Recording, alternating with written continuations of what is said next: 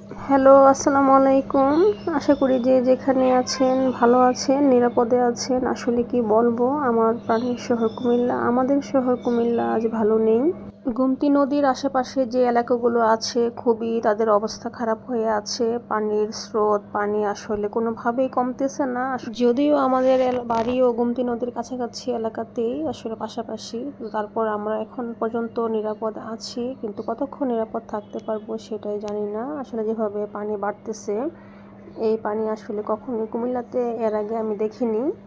গোমতী নদীর নিচে আসলে আশেপাশে যে গ্রামগুলো আছে সবগুলো এখন পানির নিচে, তো বুঝতেই পারতেছেন যে তাদের কি অবস্থা। আসলে আমাদের এখন সবার উচিত যার যার জায়গা থেকে সাহায্যের হাত বাড়িয়ে দেওয়া যায়, যেখান থেকে পারে একটু সহায়তা করা, এই বন্যার্ত মানুষগুলোর পাশে থাকা এবং তাদেরকে একটু নিরাপদ আশ্রয়ে রাখার ব্যবস্থা করতে হবে। এবং ইতিমধ্যে এই ব্যবস্থা বিভিন্ন জায়গা থেকে আসলে সবাই করতেছে বিভিন্ন মাধ্যমে।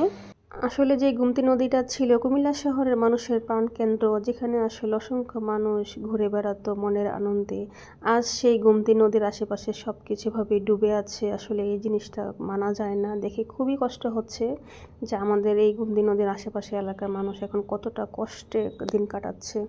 আর আমাদের পার্শ্ববর্তী জেলা ফেনী, নোয়াখালী, এগুলোর তো অবস্থা আরও খারাপ হয়ে রয়েছে। ফেনীর অবস্থা খুবই খারাপ। আপনাদের সবার কাছে আসলে এখন একটাই চাওয়া, যারা অন্যান্য ডিস্ট্রিক্টে আছেন, যাদের এলাকাতে এখনও বন্যার সমস্যায় পড়েননি, সবাই মিলে আসলে দোয়া করবেন কুমিল্লা, ফেনী, নোয়াখালী, লক্ষ্মীপুর এই জেলাগুলোর জন্য, যারা এখন আসলে বন্যার মধ্যে দিয়ে অনেক বিপদের মধ্যে আছে, অসহায় অবস্থায় আছে। এবং আমাদের কুমিল্লাবাসীর জন্য আপনারা অনেক অনেক বেশি দোয়া করবেন, আল্লাহ যেন আমাদেরকে এই বিপদ থেকে উদ্ধার করে, সবাইকে যেন আল্লাহ হেফাজত করে। অলরেডি বিভিন্ন সেক্টরের মানুষের আসলে সহযোগিতার হাত বাড়িয়ে দিয়েছে, স্থানীয় মানুষও অনেক সহযোগিতা করতেছে, প্রশাসনের সহযোগিতা চলতেছে। এখানে আসলে সবাই মিলে চেষ্টা করতেছে কিভাবে আসলে পানিটা কমানো যায়, কিভাবে এই পানি থেকে আসলে রক্ষা পাওয়া যায়। আর গোমতী নদীর এখানে একটা সুইচ গেট আছে, আসলে এই গেটটার যে মুখটা, এটা আসলে খুঁজে বের করার চেষ্টা করতেছিল স্থানীয় সবাই মিলে প্রশাসনের সাহায্য নিয়ে। এটা এখনও খুঁজে পাওয়া যায়নি। যদি এই সুইচ গেটের মুখটা খুঁজে পাওয়া যেত তাহলে আসলে অনেকটা চেষ্টা করতো যে এটাকে কীভাবে বন্ধ করা যায়, কিন্তু সুইচ গেটটা অনেক খোঁজাখুঁজি করে এখন পর্যন্ত পাওয়া যায়নি। তো এখানে আসলে সব ধরনের মানুষ আসলে সহযোগিতার হাত বাড়িয়ে দিয়েছে।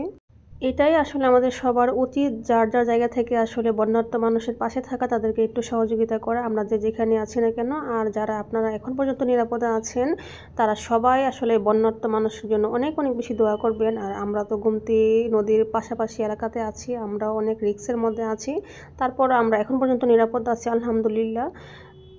যেহেতু আমাদের শহর কুমিল্লা, আমাদের প্রাণের শহর কুমিল্লার আজকে এই অবস্থা, আসলে ভাবতে অনেক খারাপ লাগতেছে। আসলে গোমতী নদীর পানি এতটা বেশি আসলে আমি কখনো দেখিনি আগে।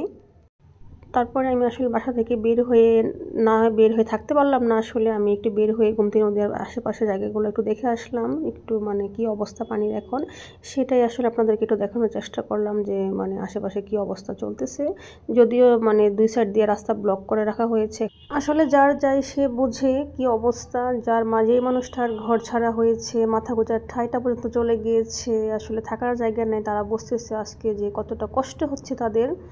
আসলে এই জিনিসগুলো দেখে না টিভিতে যখন নিউজগুলো দেখতেছি, এই যে বন্যার সব পরিস্থিতি খুবই খারাপ লাগে। আর আশেপাশে মানুষের প্রচুর ভিড়, সব মানুষ আসলে তাদের জায়গা পরিবর্তন করতেছে। কিছু মানুষ এখানে দেখতে যাচ্ছে, এখানে আসলে অনেক মানুষের ভিড় ছিল আমি যখন গিয়েছিলাম।